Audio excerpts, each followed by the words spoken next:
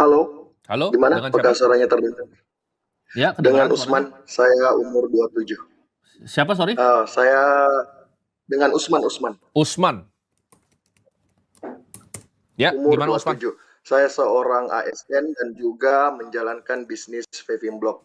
Bisnis apa? Selanjutnya, ya, bisnis vaping block manufacturing. Oke, manufacturing. Ya, selanjutnya untuk bisnis saya, omset bulanan rata-rata itu di angka 200 sampai 220 juta. Oke, Dengan biaya operasional per bulannya 160 juta. oke. Jadi net profit rata-ratanya 40 di lah ya, angka 40 sampai 60. 40 juta. Untuk Oke, gaji bulanan saya menerima di angka 6,5 oke, juta. Selanjutnya pengeluaran bulanan rata-rata di 15 juta per bulan. oke. Sisanya bisa saya masukkan ke investasi atau untuk reinvestasi kembali ke Ya, bisnis. ya. Saya ada 3 pertanyaan. Yang pertama, saran terbaik dari Bro Tim untuk membuat bisnis saya net profitnya jadi double dalam 1 atau 2 tahun ke depan. Oke.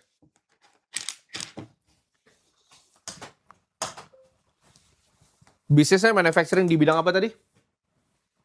Uh, Paving block, Paving block. Oh, oke. Jadi omset bulanannya kita anggap di 200 juta ya. Ini revenue ya. siap. Costnya di 160 juta. Oke.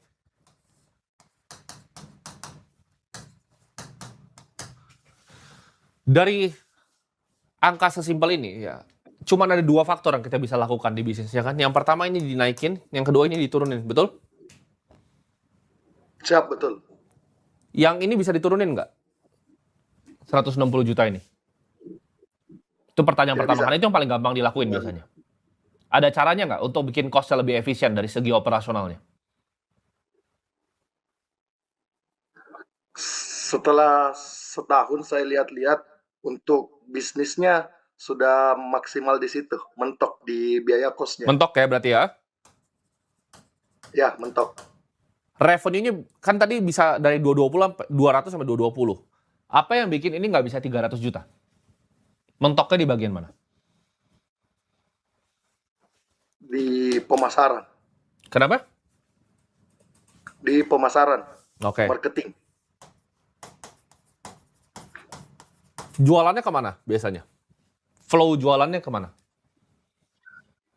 ke kontraktor perumahan. Oke, ke kontraktor perumahan biasanya. Biasa yang bangun berapa? Siap. Berapa rumah? Profilnya seperti apa? Jadi Ya, customer kamu ini profilnya seperti apa? kalau profilnya saya kan lihat dari datanya Ya, beberapa ada yang pribadi. Untuk pribadi itu pemakaiannya kecil, mungkin di 100 sampai 200 meter. Untuk oke. perumahan itu bisa lebih banyak lagi. Untuk jumlah kuantitinya untuk kontraktor dan perumahan lebih besar. Tapi harganya agak tipis. Keuntungannya agak tipis. Oke. Jadi target pasar kamu kan ada 2 orang berarti kan, satu kontraktor, kedua pribadi, dan kita udah tahu kita mau mainnya di mana. Jadi alangkah baiknya ini nggak usah dimainin lagi. Jadi fokus di satu ya. Ada berapa sekarang yang kira-kira klien dari kontraktor yang udah beli di kamu itu berapa banyak orangnya? Ada 8, Nah 8 itu biasa kontraktor. repeat lagi order atau enggak? Atau ke tempat lain, mereka belanja di Ya, tempat lain? ya, dia repeat order lagi. Nah berarti harga kamu tuh bersaing di pasar, ya kan? Ya, untuk saat ini bersaing. Nah cara paling gampang adalah ketika kamu udah punya 8 orang nih, kamu coba tanya mereka semua. Ya, jadi bukan tanya mereka untuk beli, tapi ada nggak kira-kira teman-teman lain yang kira-kira tertarik dengan produk yang kamu tawarin? Itu yang paling cepat kamu bisa lakuin di hari ini juga, gitu. Jadi orang tuh banyak yang ngerasa kalau dia mau pemasaran, dia mau jualan, ketika orang baru deh gitu. Tapi lu tanyanya, lu mau beli nggak barang gua? Orang nggak akan sungkan. Tapi kalau lu tanyanya, kira-kira bro ada kenal nggak orang yang membutuhkan produk yang udah dipakai nih? Dan kan bro tahu. Terus kalau oke nanti kita akan kasih potongan harga juga di sana. Jadi itu hal yang bisa lo lakukan hari ini, yaitu 8 orang tadi yang pernah beli sama lo, coba tanya, apakah mereka punya referensi, ya. Kata-katanya adalah referensi ini. Ini dapat 8 orangnya dari mana? Proses Ada yang mendapatkan 8 orang dari mana? datang langsung ke pabrik. Dan Oke. ada yang cerita dari satu ke, kan dari awal saya cuma memiliki 4. Ya, Ini bertambah lagi jadi 8. Jadi mungkin saya mikirnya dengan waktu dia akan bertambah dengan sendirinya. iya betul, Mbak. Dengan waktu karena ini kan WOM ya, word of mouth ya, dari mulut ke mulut ya. Ini salah satu strategi, tapi bukan cuman ini ya. Strategi yang kamu bisa lakukan tuh ada banyak gitu. Punya sales team nggak di situ? Sementara masih saya sendiri. Nah, itu dia. Jadi kamu udah punya constraint pertama. Constraint permasalahan kamu itu bisa diselesaikan dengan memiliki sales team, ya. Nah, ini akan nanti masuk ke biaya operasional kamu juga. Tapi ini nggak masalah. Ini akan grow kamu punya bisnis ya. Kamu bisa formatnya ini 2 ya, gaji dan komisi. Lu kan nggak ada masalah di manufacturing kan, siap bikin kalau bisa ada orderan gitu. Tapi pertanyaannya betul. gimana caranya lu bisa mendapatkan customer baru gitu. Dari pertanyaan-pertanyaan tadi kan kita dari konsultasi ini kita bisa lihat gitu loh. Kita bisa bedah. Masalahnya ada di mana, bottleneck-nya ada di mana. Tapi kesannya kayaknya bottleneck perusahaan kamu ini cuma satu, pemasaran nih. Problem terbesarnya. Ya kan? Ya, betul. Kamu kalau dapat order 500 juta, kamu bisa fulfill nggak orderannya? Bisa. Pasti bisa kan? Oke, berarti bottleneck kamu Pasti paling bisa. penting di pemasaran. Kamu harus bikin minggu ini langsung bikin sales team. Ya, kamu bikin tim sales. Kamu hire 1 orang dulu. Kamu cari yang ada di industri yang sama kayak kamu. Kamu tawarin gaji yang kompetitif, kamu tawarin komisi yang lebih besar. Ada nggak kira-kira kompetitor kamu yang di daerah-daerah kamu itu? Kompetitor banyak. Oke. Tapi untuk mutu dan kualitas dan juga harga kami bisa bersaing. Nah, berarti kan kamu yakin bahwa produk kamu superior kan?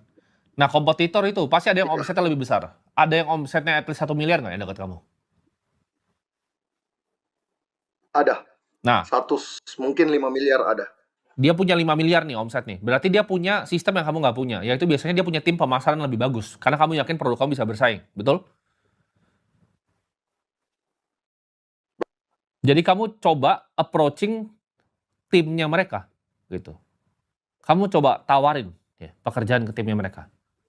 Kamu coba headhunting namanya. Kamu coba headhunt untuk bikin sebuah sales team. Jadi ini prioritas pertamanya. Karena ketika kamu yakin kamu bisa fulfill order quantity-nya, kamu yakin produknya lebih superior dibanding kompetitor, cuma satu, fungsinya adalah bikin sales team. Nah itu yang nanti ngomong tuh, ke 8 tuh cari referensi lagi, atau bahkan mereka cari referensi-referensi sendiri. Dan ketika kamu kasih insentif dan komisi yang bersaing, mereka pasti mau kerja untuk kamu. Oke? Oke, siap. Jadi Terjawab. PR-nya simple. Bisa Gitu. lanjut pertanyaan kedua? Langsung boleh. Siap. Selanjutnya, saya ingin menjelaskan portofolio saya. Ya.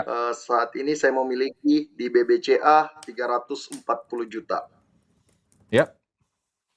Di Bitcoin 104 juta. Ya. Di emas 335. Oke. Dan cash di angka 50 juta. Oke. Dengan nilai profit loss sekarang di angka 18,94%. Oke. Pertanyaan kedua, saya kan cita-citanya memiliki aset liquid di angka 20 miliar.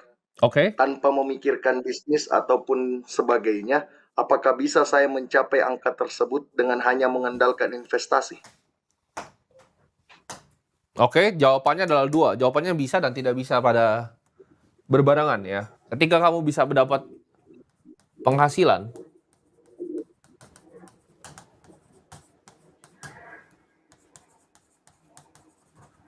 investasi yang kamu lakukan itu 10-15% kira-kira returnnya ya.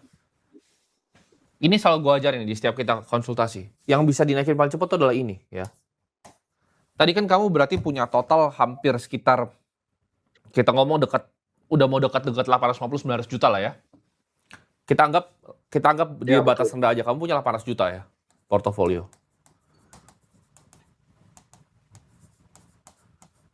Oke. Sekarang pertanyaannya gini, kamu dari 100 juta ini lebih efisien mana? 100 juta ini kamu belikan Bitcoin atau 100 juta ini kamu hiring sales team? yang bisa bikin 40 juta kamu ini jadi 120 juta. Lebih cepat mana kamu ke 20 miliar? Lebih cepat ke sales team. Betul. Oke, ini cuma satu. Contoh cuma satu. Dua, ini bisa nggak melakukan better product? R&D. Oke. Karena bisnis itu adalah mesin uang terbaik. Ketika kamu kan bisa ngitung portofolio kamu 18,5% lah ya gainnya. Gain profit loss-nya 18,9%, ya betul? Sedangkan bisnis Ya, kamu betul. ketika kayak gini, ini 300 loh. Ini jauh nggak bedanya? Dan itu kamu dapat bulanan. Ya, jauh. Jadi kamu harus mikir gimana caranya naikin 300% penghasilan kamu. Karena investasi ini angkanya gitu. Dengan portofolio yang kamu punya tadi, return kamu dan saya tuh bedanya beti gitu, beda tipis, ngerti nggak? Udah bener gitu loh bikin portofolionya. Kita returnnya nggak jauh berbeda, tapi asetnya jauh berbeda gitu. 10% dari aset yang gue punya itu udah bisa hidup sampai mati gitu. Sedangkan ketika portofolio 800 juta, kamu dapat 10% per tahun itu only 80 juta. Kamu dari bisnis kamu tahu dapetnya 2 bulan. Jadi buat apa buang effortnya di sana? Sedangkan dari gain 80 juta tadi kamu bisa dapat dalam waktu sebulan 300% nih. Ini langsung dapat nih, plus 80 juta.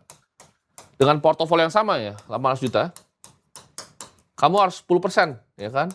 Kamu dapat 80. Ini portofolio nih, oke? Beda cerita kalau kamu tadi bilang tadi, aset kamu udah 20 miliar, nah itu beda cerita.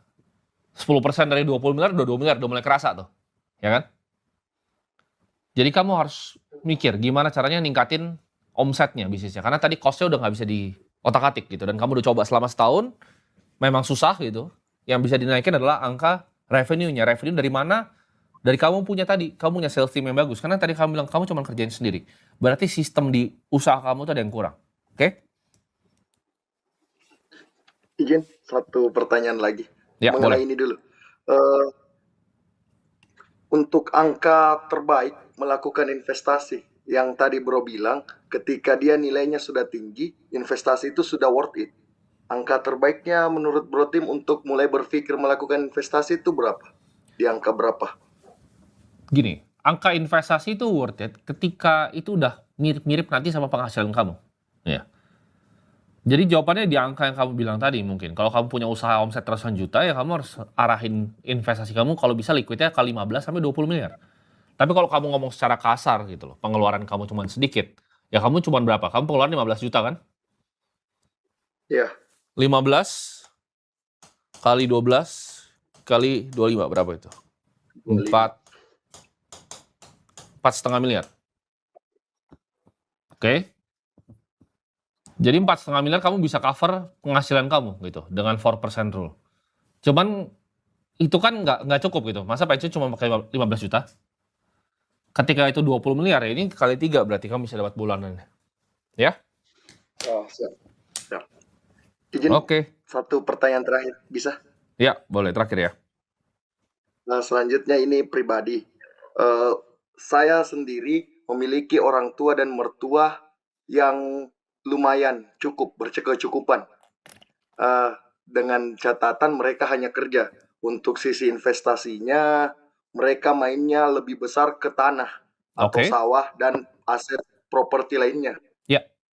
Dengan saya dengan kondisi seperti ini, saya berpikir gimana caranya untuk membuat mertua ataupun orang tua saya ke depannya bisa menginvestasikan keuntungan dari perusahaan mereka mengarah ke aset yang lebih liquid. Gimana caranya kira-kira? Gini, investasi itu biasanya berdasarkan apa yang kamu tahu. Ya. Jadi bukan berarti investasi di liquid itu selalu baik. Iya, memang secara dunia itu lebih baik gitu. Cuman kadang ada orang yang ngerti investasi yang lain. Gitu. Contoh, kalau kamu ngertinya investasi di lukisan gitu. Tapi kamu sangat spesialisasi di investasi di lukisan, kamu tahu sesuatu yang orang lain nggak tahu, pasti bisa jadi hasil. Ya. Mungkin orang tua kamu dan mertua kamu itu tahu sesuatu yang kamu nggak tahu di bidang apa yang mereka investasikan. Jadi bisa jadi mereka dapat deal-deal khusus tuh dari tanah-tanah tadi yang mereka beli. Ya. Jadi investasi itu selalu dalam yang namanya circle of competence. Contoh, ketika gue berinvestasi di perusahaan, mau itu pun private ataupun TBK, gue harus ngerti luar dalamnya. Kalau contoh ada yang tawarin gue, bro ini ada perusahaan shipping seperti ini, tapi menurut gue terlalu ribet bisnisnya, gue akan masukin di ember yang gue tidak tahu. Ya, jadi ada 2 ember, gue bisa tahu sama gue tidak tahu. Gue cepat untuk bilang bahwa gue tidak tahu. Kalau ada yang bilang, oh bro ini ada manufacturing, pabrik plastik seperti ini, gue tidak tahu gitu. Dan gue nggak mau pusing-pusing sana, gue nggak mau mikirin marginnya seperti apa. Tapi kalau tawarin gue, bro ini, misalnya suatu saat gue udah kaya gitu, gue udah kaya, lebih kaya lagi, ada yang tawarin, ini ada bank bro, asetnya seperti ini, kondisi seperti ini. Gue sekarang ya, gue bisa running bank, gue yakin. Kalau gue punya bank, gue bisa jadi direktur utamanya, gue bisa duduk di sana, gue bisa kasih tahu angka-angkanya harusnya kayak gimana. Karena gue ada follow banking tuh dari gue umur 15 tahun. Ya. Orang masih main layangan, gue itu ngeliatin kasanya BCA. Jadi gue tahu bank itu luar dan dalam. Tapi kalau tanya bisnis yang lain, beberapa bisnis itu lebih banyak yang gue nggak ngerti dibanding apa yang gue ngerti. Jadi bagus untuk kita punya yang namanya circle of competence. Kita tahu apa yang kita tahu dan apa yang kita tidak tahu. Ya. Jadi kalau itu yang lebih baik untuk orang tua lu dan mertua lu, ya biarin aja mereka main tanah. Ya. Ngapain pusing-pusing kita ajarin pindah ke lain? Ya. Kalau lu ngertinya lukisan, investasi lukisan silahkan. Nggak ada yang benar, nggak ada yang salah. Yang penting toh di ujungnya dapat return. Betul? Oke, betul. Oke.